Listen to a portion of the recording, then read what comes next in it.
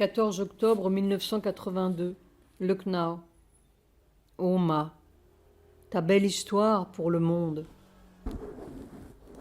Ô Seigneur, c'est l'homme de beaucoup de vie, beaucoup de misère, beaucoup d'erreurs, qui te prie pour que la terre change, pour que l'homme change. Que ce soit la prière de l'homme pour l'homme. 15 octobre 1982, Lucknow, Ekhand Babaji. Reçu le mantra. 18 octobre 1982. Ils ne peuvent supporter la vérité que si elle est déguisée et revêtue d'un certain nombre de mensonges.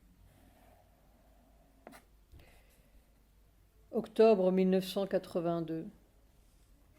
Lucknow. Je n'ai pas noté la date et vision. Lucknow. Je n'ai pas noté la date et pas tout de suite noté le fait parce que je n'en comprenais pas le sens. Voici ce que j'ai vu. Un grand palais de l'Inde. Des touristes étrangers occidentaux visitent le palais. Au passage, ils mettent tranquillement dans leur poche des objets précieux, tandis que la maîtresse de maison, entre guillemets, les regarde sans rien dire. Et la maîtresse de maison, c'était Sonia Gandhi. Note de bas de page, je ne comprenais pas parce que c'était Indira Gandhi, la maîtresse de maison à l'époque. C'est seulement 2 ans plus tard, en octobre 84, qu'elle sera assassinée et que Sonia deviendra la maîtresse de maison. 21 octobre 1982, retour dans notre lieu. Je ne voudrais plus bouger. Toutes les relations humaines sont bâties sur le mensonge. 24 octobre 1982. Ce voyage dans le Nord a été une effroyable dévastation de tout le travail. La vie telle qu'elle est un mensonge irréel. Il n'y a plus qu'une chose, une seule chose, et vraiment jusqu'à la mort ou la vie éternelle, c'est de changer cette matière qui met un voile d'irréalité sur la seule réalité. Maintenant, tout mon souffle, tout mon cœur, tout mon être crie pour ce changement.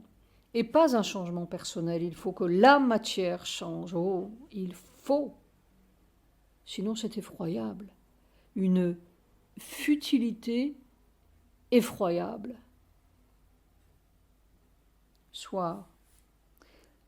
Je me demande si ce mantra n'est pas un vieux restant de l'homme qui veut faire. Le mantra de mère suffit. Seul le Seigneur suprême. Note de bas de page, Satprem a donc rejeté, laissé tomber plutôt, le mantra tantrique. Il sentait que cela faisait un poids qui s'interposait entre lui et mère, le vrai travail. 25 octobre 1982. Maintenant, je suis seul avec le seul, avec un S majuscule. Il n'y a plus rien d'autre. Je suis au bout de la vie et de toutes les vies humaines. Ça, seul. C'est comme une mort et comme la seule voie possible. 26 octobre 1982. Cette couche collante qui enveloppe la matière, grise, neutre, terne, inerte. On répète et répète le mantra et on a l'impression de marteler du coton ou de forer de la glu. Dans ces cas-là, on a l'impression qu'on ferait mieux d'aller pêcher à la ligne. 27 octobre 1982. Mère, c'est celle qui change toutes les erreurs en victoire. Ce voyage désastreux à Lucknow et le ravage du travail antérieur, je crois bien en avoir l'explication. C'est la dernière dent à arracher, la dent du pouvoir tantrique. Il fallait arracher celle-là. Quand on ne peut plus rien faire, le Seigneur fait. Les mantras tantriques sont à la réalité de la matière ce que sont les gadgets électroniques à la cellule. de merveilleux mensonges artificiels. Il faut un autre pouvoir, le prochain pouvoir. Tout le reste, ce sont les artifices du bocal. Le Seigneur, c'est le prochain pouvoir. Le Seigneur égale l'âme de la terre et de tout ce qui est, la semence de l'évolution, l'amour au fond. Une page est tournée. J'arrive au commencement du chemin. Tout ce qui voudrait mécaniser ça est un mensonge. Et alors, la simplicité parfaite de tout cela. Je me souviens de mère tenant longtemps sur son cœur ce petit mouchoir orange qu'elle m'a donné. Tout est là, tout est là. Que de milliers de détours pour arriver à une seconde vraie. 28 octobre 1982, après-midi. C'est affreux, rien ne répond. Comme si cette formation dorée qui était venue en août était partie. Mais c'est mortel. Pourquoi serais-je puni si cruellement? Serais-je si insincère? Le Seigneur aime Satprem. Le Seigneur ne me laissera pas tomber comme cela. Non? 29 octobre 1982. Terrible retour de karma. Je suis un homme brisé. Je voudrais bien faire le travail. Il y a 39 ans, c'était, entre guillemets, l'enfer. Ce que ni la Gestapo ni les camps n'ont réussi à faire, ce que ni les gens de l'ashram, ni les tantriques, ni toutes ces misères traversées n'ont réussi à faire, a été fait aujourd'hui. Où vais-je puiser l'espoir et la confiance et l'amour de la terre pour faire le travail? Je ne sais plus. 30 octobre 1982. 30 octobre, désastreux. 59 ans. Il y a une telle blessure au fond de mon être que si je n'arrive pas à la changer en amour, je suis perdue. Je me bats pour ne pas faire mes valises une fois de plus. Ce n'est même pas par amour de la terre que l'on peut faire le travail, ni pour l'amour de la terre, mais par amour pour le Seigneur suprême et pour l'amour du Seigneur suprême. Rien d'autre ne peut ni ne vaut que ce désastre se change en victoire. 31 octobre 1982. Le temps de la réalisation est proche. 1er novembre 1982. Présence divine dans le corps, à toi. 2 novembre 1982, après-midi. Ô Seigneur, ton soleil pour toujours, toujours. Que ce soit le premier pas décisif vers un avenir divin sur la terre et dans un corps, vers la belle histoire de mer sur la terre. Vision de Sujata. Cet après-midi, pendant l'expérience, Sujata dormait. De son côté, elle a vu ceci. Elle était dans le palais de Ravana, l'Asura, et celui-ci marchait de long en large comme quelqu'un qui sent sa faim. Note de bas de page.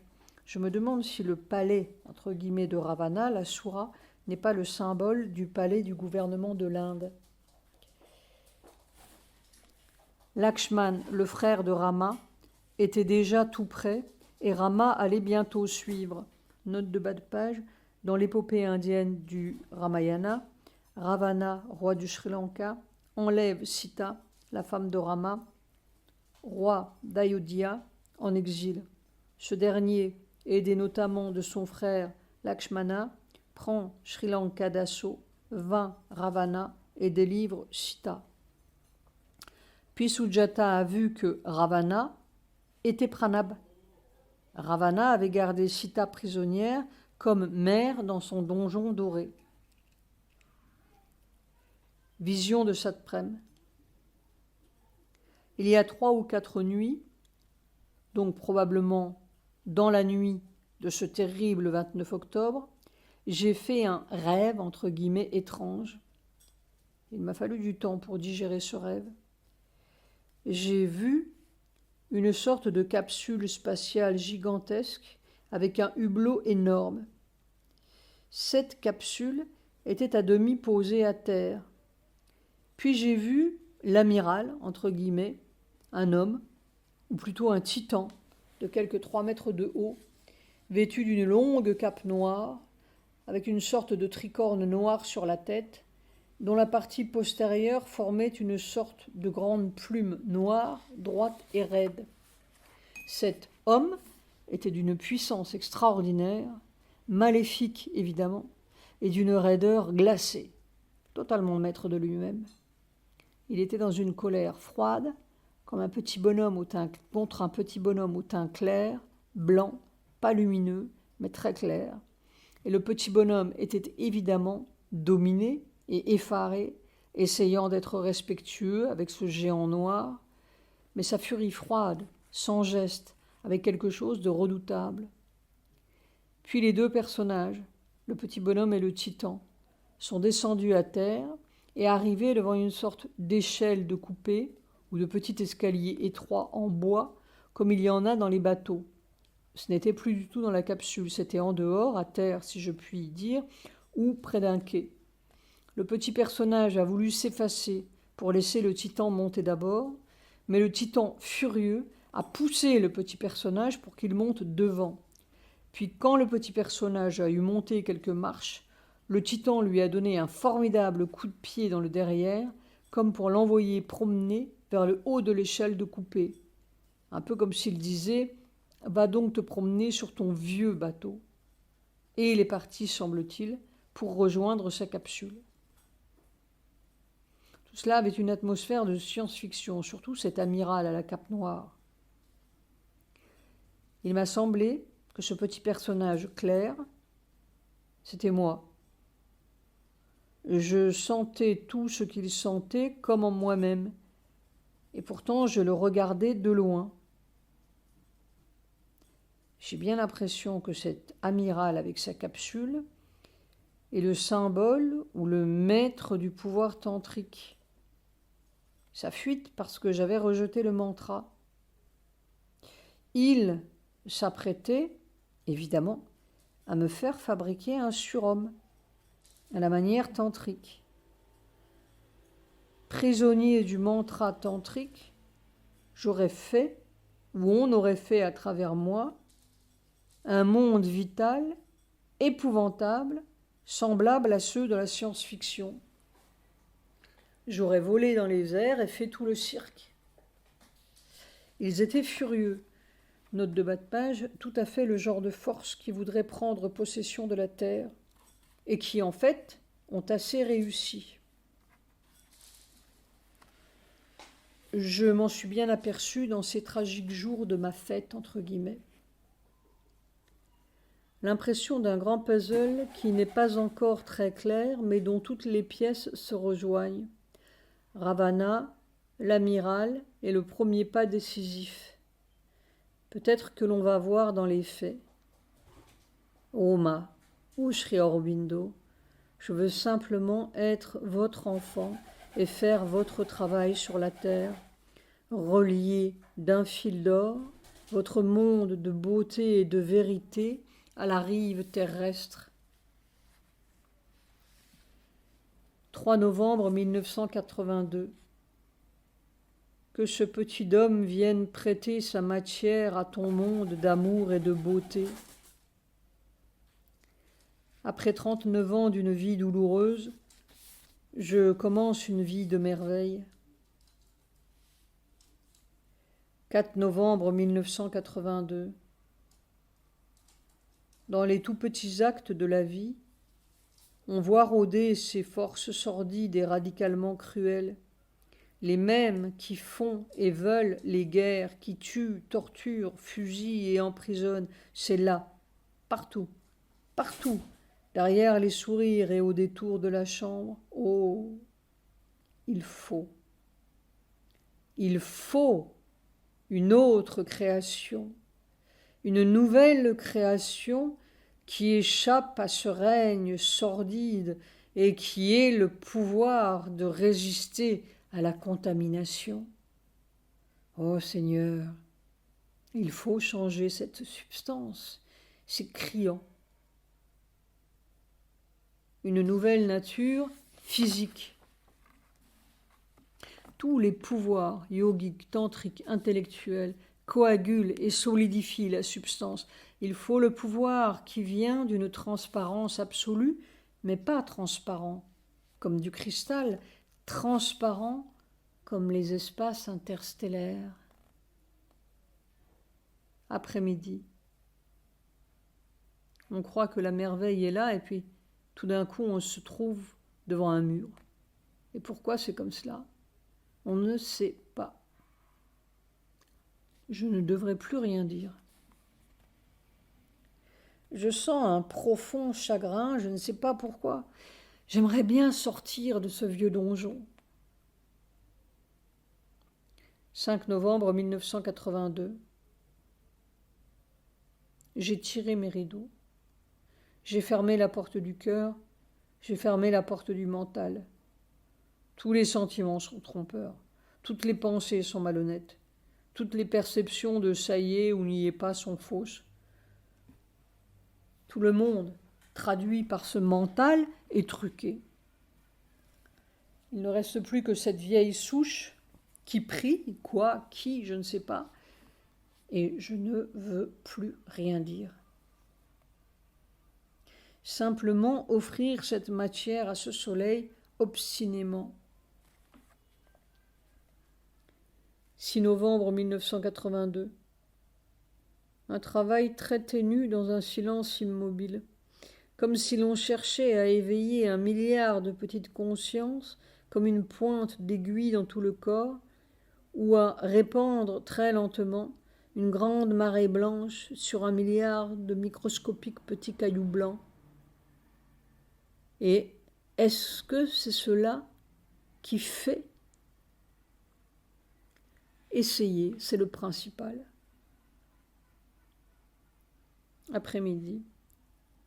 Maintenant, je sais vraiment ce qu'est le supramental. À peine me suis-je assis que la descente a commencé. Ça a duré pendant 1h30. Mère disait plein, plein. On en a plein la bouche, plein les mains. C'est plein à craquer. Puis tout s'est immobilisé dans un bain de puissance. Le suprême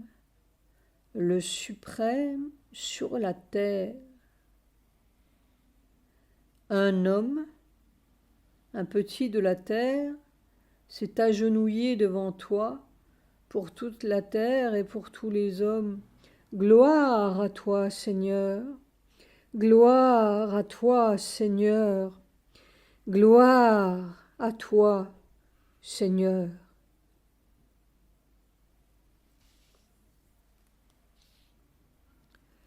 Il n'y a que le suprême qui peut être aussi simple. 7 novembre 1982. Ce qui est étonnant quand ça vient, c'est cette adhésion si totale du corps, dans le corps, comme s'il criait des millions de fois « oui, oui, oui » par tous les pores. À toi, à toi, à toi. Et alors une intensité d'aspiration, comme de la joie mêlée d'adoration. On dirait que le corps reconnaît tout d'un coup. Peut-être ces milliards d'atomes qui reconnaissent leur grand soleil originel, ou toi, au fond, qui reconnais toi de toujours. Et cette intensité de « à toi, à toi, à toi, c'est toi, c'est toi, c'est toi. Oh, aucune des réalisations de là-haut ne donne ça. C'est pâle et irréel, fumeux. À côté de cette aspiration adorante qui s'empare de tout le corps. Jamais rien au monde ne dit un oui pareil. Le mouvement de la matière, c'est la joie et l'adoration. Et alors, quand on voit la futilité de ce minuscule corps sous les étoiles, qui en a encore pour quelques mois ou peut-être quelques années à vivre, on se dit, mais enfin, ce n'est pas possible que tout ça qui a pris tant de millions d'années et de corps pour trouver son but merveilleux, dans la matière, dans sa matière même, aille se dissoudre, s'éparpiller et recommencer encore l'apprentissage dans d'autres corps obscurs et ignorants. Ce n'est pas possible, pas logique. Il doit se transformer. Je me souviens du rêve, entre guillemets, de Suzy. C'était dans la nuit du 2 au 3. Elle me voyait à un autre niveau, en train de manipuler une écorce dont je tirais soigneusement les fils un par un afin de les tisser en quelque chose d'autre. Et Suzy disait que c'était une nouvelle création. Mère a assez parlé de cette écorce. Avec la même matière, on tisse un autre vêtement, léger, aérien. 9 novembre 1982. Navajata a perdu son procès. La Cour suprême de l'Inde se prononce contre N. Auroville. Note de bas de page. Navajata, chairman de la Sri Aurobindo Society, avait fait appel contre la décision du gouvernement indien de prendre le contrôle d'Auroville. Une dent arrachée. Pierre m'annonce son arrivée. Il a fallu que ce soit la Cour suprême qui déclare que Sri Aurobindo n'est pas une religion. 10 novembre 1982. Quand on pose son regard sur une feuille qui tremble dans le vent, sur un arbre, un paysage, le regard est tranquille et libre, il peut se perdre. Quand on regarde un être humain, quel qu'il soit, on se sent pris dans un filet collant, même si c'est un joli filet, et forcé à quelque chose. C'est cette contradiction qui me devient difficile. C'est le grand choc en retour. La marée boueuse du subconscient a tout englouti. Cela se traduit par une peine exacerbée, une suffocation, et toujours cette même envie de partir seul, me cacher quelque part. Plus d'humain, une horreur des humains et de la manière d'être humaine. On serre les dents, c'est douloureux. Vision. La nuit dernière, je comprends maintenant, j'ai vu ceci. Il y avait quelqu'un sur un lit, et ce quelqu'un était tout recouvert dans les plis d'une couverture brunâtre. La pièce était dans une obscurité totale. Je cherchais à allumer des lumières, il n'y en avait pas. Je cherchais à allumer ma torche, elle donnait une lueur jaune.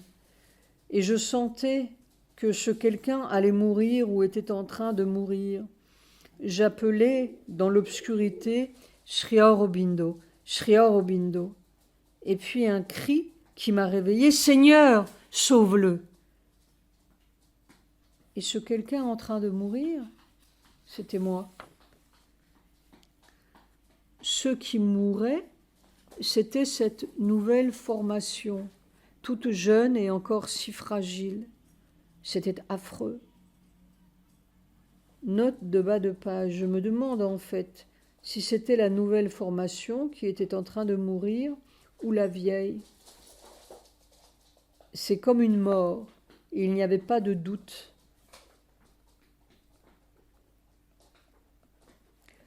11 novembre 1982. Je me sens tout blessé dedans. La vague semble un peu écartée, mais cela laisse une sorte de blessure générale. Il n'y aura donc jamais de soleil sans obscurité. Vision. Cette nuit, j'ai vu ceci. Je marchais sur les racines découvertes d'un grand arbre que je ne voyais pas. Ces racines, largement étalées et enchevêtrées, s'enfonçaient dans du sable. En fait, je devais être tout petit par rapport à quelque chose de gigantesque. Et il y avait partout des pointes acérées et invisibles qui transperçaient mes pieds. De minuscules pointes, longues et invisibles. Les racines du subconscient, l'arbre généalogique de l'homme. Il n'y a qu'à marcher. Quand on veut sortir de l'humain, on touche le filet total et acéré. Après-midi. À peine me suis-je assis, c'était une rivière de soleil qui descendait et que le corps buvait à longs traits, tandis que le son Om se répétait et vibrait partout, dans toutes les fibres, les nerfs, les membres, les cellules, comme un exorcisme de l'ombre, et quelque chose qui répétait « Ton soleil pour toujours, toujours, toujours, toujours, plus d'ombre ». Et le Om faisait comme un carillon grandissant qui battait avec chaque pulsation du corps. À un moment, c'était un peu formidable, et il y a eu une seconde d'inquiétude. Puis quelque chose a dit dans le corps « Puisque c'est toi, cela ne peut être que bon ». Et c'était fini des craintes. Alors la rivière s'est densifiée, ralentie, épaissie. C'était comme du miel, mais sans épaisseur, un miel transparent et presque solide, puissant. Tout disparaissait là-dedans. Le suprême, une présence du suprême. Que ce soit le maître pour toujours. Un pas franchi pour toujours. Une expérience suprême, du suprême dans un corps humain. Cela a duré presque 2 heures. Et ça continue en sourdine. J'en ai encore plein la bouche et plein partout, partout. Quelque chose en moi s'est demandé si cela n'allait pas avoir des conséquences terrestres, dans la matière terrestre. Je veux dire, cet exorcisme de l'ombre. Soir, mort de Brejnev. 14 novembre 1982. Kali Puja, arrivée de Pierre. Au bout de ce long pèlerinage, j'ai simplement à dire que je t'aime. Lettre à Sir C.P.N. Singh, traduite de l'anglais. Très cher compagnon, je viens juste de recevoir votre lettre du 10 novembre s'enquérant de l'effet du mantra. Peu après mon retour de Lucknow, il m'est apparu clairement que je devais laisser tomber ce mantra, ce que j'ai fait immédiatement. L'effet du mantra était extrêmement puissant et presque immédiatement actif, mais il était ressenti comme une interposition ou une sorte d'écran entre l'action directe de Mère sur moi et moi-même. Lorsque j'ai pris la mala, guirlande de santal, pour répéter le mantra, elle est devenue lourde. J'ai senti comme une crampe au bras et que je faisais obstruction à la connexion simple entre la force et la présence de Mère et de Sri Aurobindo et moi. Le mantra était une puissante descente de force, mais comme artificielle, quelque chose d'imposé sur moi et non pas qui jaillissait de l'intérieur du corps. Je l'ai laissé tomber immédiatement. Le but n'est pas de devenir puissant, mais d'éveiller de l'intérieur la conscience et le pouvoir des cellules. Cela n'a rien à voir avec les siddhis, pouvoir yogique, ou le pouvoir spirituel, c'est tout à fait autre chose. J'ai compris que seul le suprême et le pouvoir suprême peuvent faire le travail. Il faut un contact direct entre le divin suprême et l'âme qui aspire. Rien entre, pas d'intermédiaire, ni Dieu ni déesse. C'est quelque chose d'absolument nouveau, qui n'a rien à voir avec les vieux pouvoirs, même les plus grands pouvoirs qu'on connaisse. En clair, c'est une affaire de surrender, abandon total, sincère et simple, au seul suprême, ou à Sri Aurobindo et mère, rien d'autre. Je me suis demandé pourquoi je m'étais donné tant de mal pour courir après ce mantra et entreprendre tout ce voyage.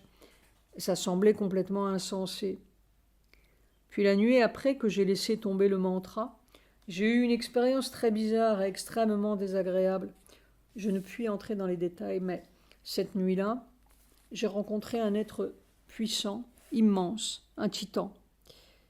Il avait environ 3 mètres de haut, entièrement vêtu d'une cape noire, et il était dans une rage froide, furieux contre moi.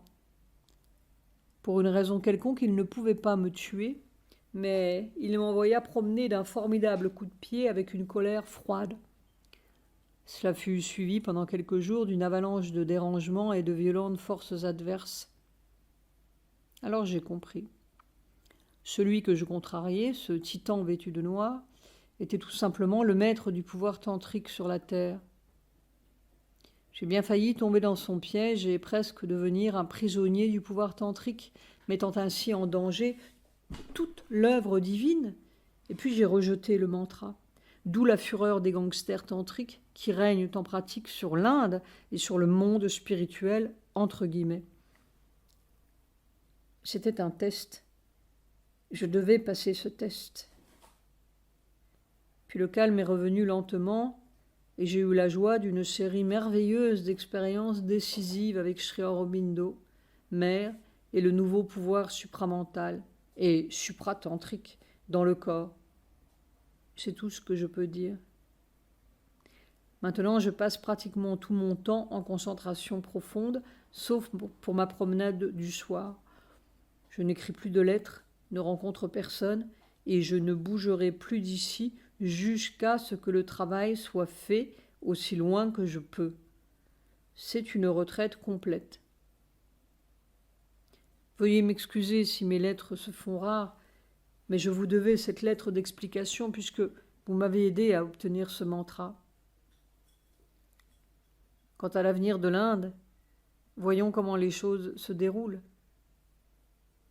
Je n'ai rien de plus à dire. Tout mon être est une prière pour l'Inde et pour l'avenir des êtres humains.